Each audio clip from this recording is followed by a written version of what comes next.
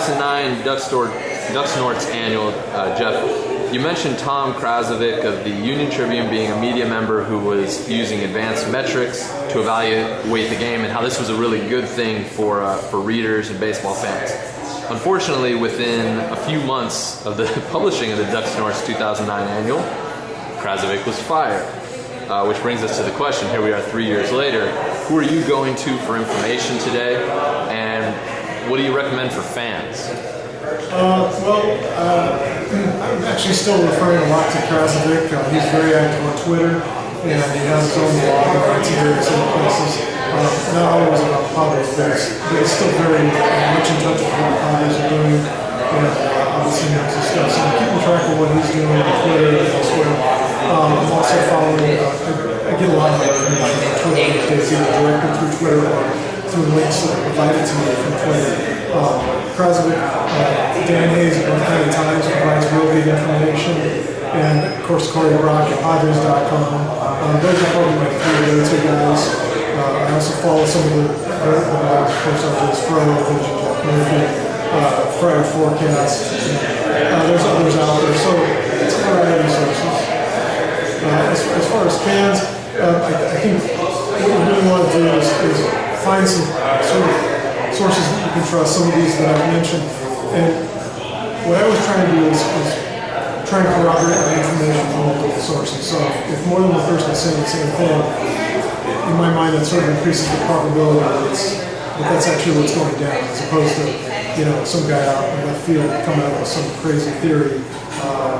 There are others out there as well, but if you're not hearing it from anyone else, you kind of have to question that a little bit more.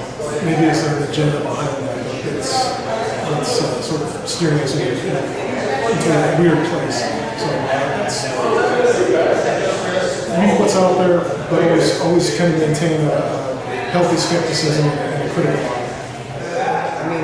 They both, speaking of Padres, are they doing a good job? Do we have good coverage here? Are we getting the right information? I think it's improved. I think it's improved a lot in the recent years. I really think, again, Dan Hayes at North County Times is doing a great job. I think Corey Brock is doing a great job at Padres.com. Again, some of the local blogs.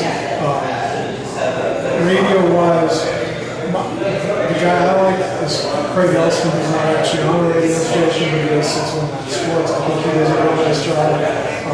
And I would say that even if it didn't happen to us on the last occasion, I just have to let you know full disclosure, but I think these guys, the landscape is changing. Is it exactly where I'd like to see it? No, but it's a heck of a lot better than it was before. So do you think it's, one of the things that I've kind of taken to in the last couple months is being quite critical of media members who falsely disseminate information or perhaps leave out certain truths that fans need.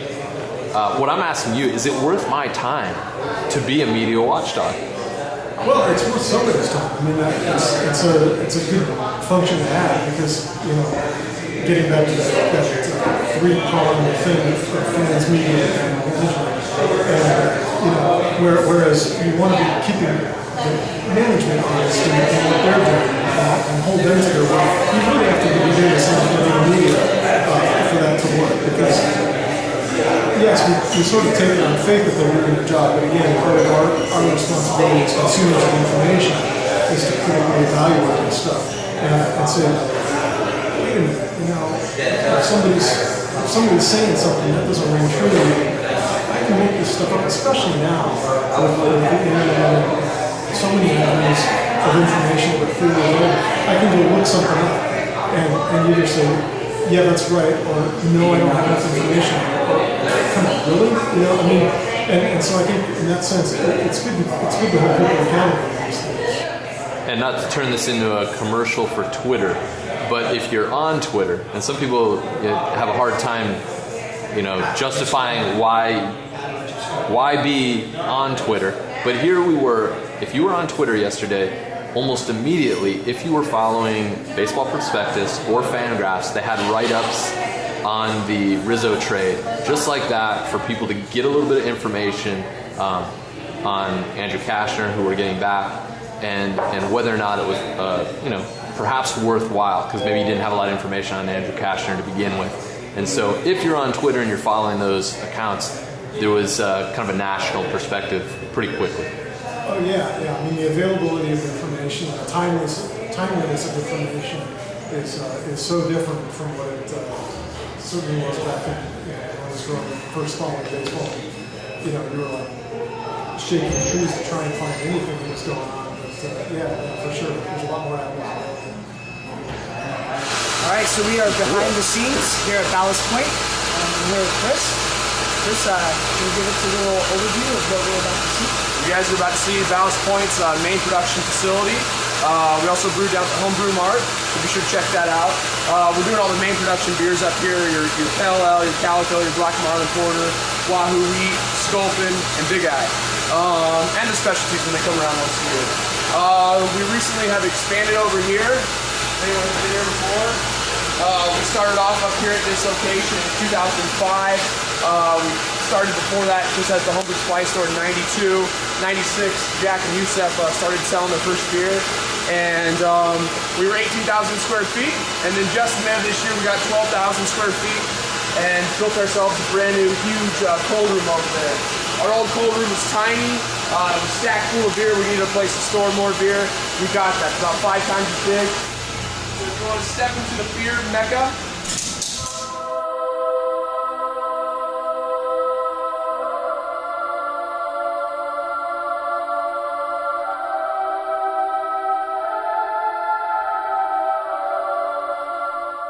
we also keep our hops right over here. Keep them cool so keep them fresh and longer. These 44-pound boxes, anywhere from $800 to $1,000. We have about 10 of those boxes going into our Sculpin, in a 100-barrel batch Sculpin. So you're talking about 10 grams just a hop of beer like that. 60% of that going into the dry hop, which is going to change the aroma of that beer, not change the taste compounds. You're just dumping hops into the finished product, using that great aroma. If you've ever smelled Sculpin, which is Sculpin will live on, that's it. So step back out and get cold.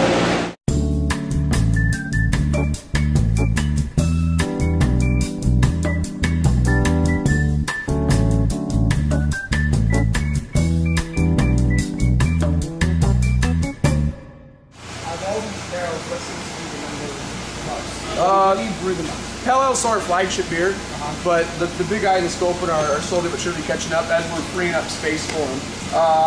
Something like 75% of this space used to brew the Pale Ale.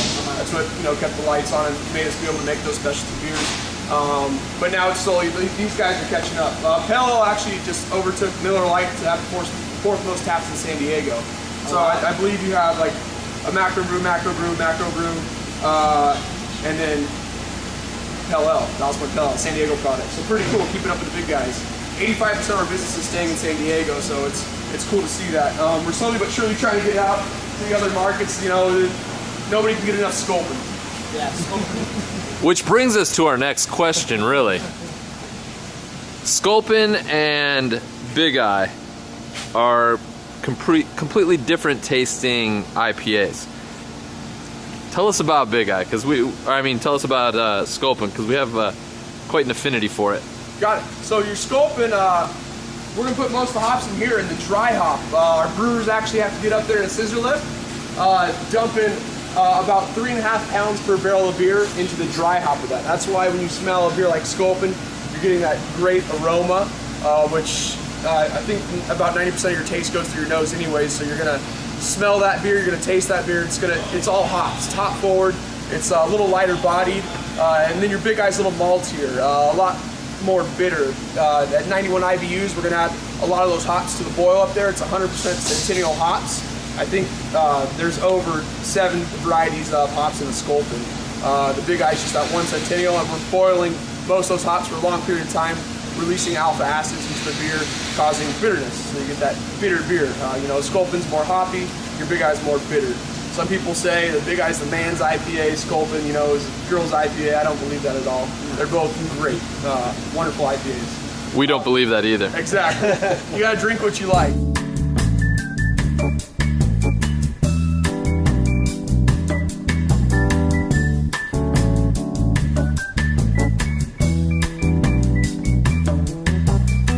We have 3 new spirits coming out.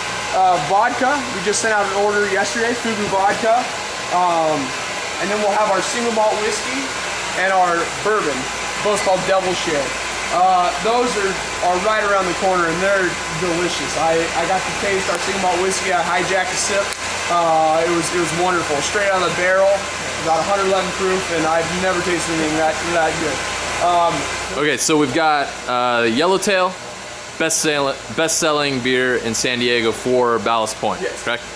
And then you said that the second best-selling would be Big Eye and Sculpin. I wouldn't know off the top of my head. I would believe it's a Sculpin, but that's the sales guys. All right, so those two are running close. Yes. Okay, so as far as awards are going for beers, when you take this beer to be tested by the experts, which beer is taking home the gold most frequently? Well, we are the best IPA in the world right now, reigning champs. Sculpin gold medal, 2010 World Beer Cup, as well as our bourbon barrel-aged Scottish Piper Down and our Fathom Indian Pale Lager. Those are all reigning champs, as well as we are the best small brewery in the world as of 2010. Yeah, it would be the Sculpin. Sculpin just took gold in the Great Japan Beer Festival. Big Eye took 3rd. So we just cleaned up in that category as well. So it sounds like we made a wise decision starting at Ballast Point, no doubt. Go to the best. Got to go to the best to get it. The best in San Diego. We'll start off our Padres and Pints. Padres and Pints, yeah. All right, I'm going to give you 2 scenarios here. Number 1, it's 2010. It's the summer. It's warm out. The Padres are playing well and you are happy. Summer. What are you drinking then from Ballast Point? I'm drinking a Pale Ale. Perfect summertime beer. Lower on the alcohol. You can enjoy a few. And keep your composure and cheer on those Padres. Scenario 2 is it's 2011. The Padres are stinking. We're closing in on October. The weather's getting a little bit cooler. You're depressed a little bit. What are we switching to? I'm going to go up to that Sculpin, you know. Get a little more beer in me. Let the fall blues of not making the playoffs settle in and kick back with some Sculpin. That will make me happy. Winter. Oh, okay. Now it's really cold. It's down to 65 degrees. Freezing. Christmas time, winter time. What are you gonna drink to warm you up? I'm going straight to the whiskey. Forget Air and spirits. It's about that time. Padres and Chargers have let us down. Hopefully that changes in the future. I'm still rooting for them, die hard, but yeah, I'm hitting that whiskey. You know, forget about the bad season behind us and prepare optimism for the next season. That's right. Okay, so thank you, Chris. You got it. Thanks, Giving Bo. us this tour. You got it, guys. Anytime. RJ Spro, Ducksnorts, and Ben Shane Jack Murphy here at Ballast Point Brewery. Signing off. Pile on the hangover, just give it to me at once. Let it fall down like a curtain on my brain with a 1-2 punch. I know I was an ass and I drank too much. My life's a damn disgrace. Can't even stand to get up in the morning and look at my peaked face.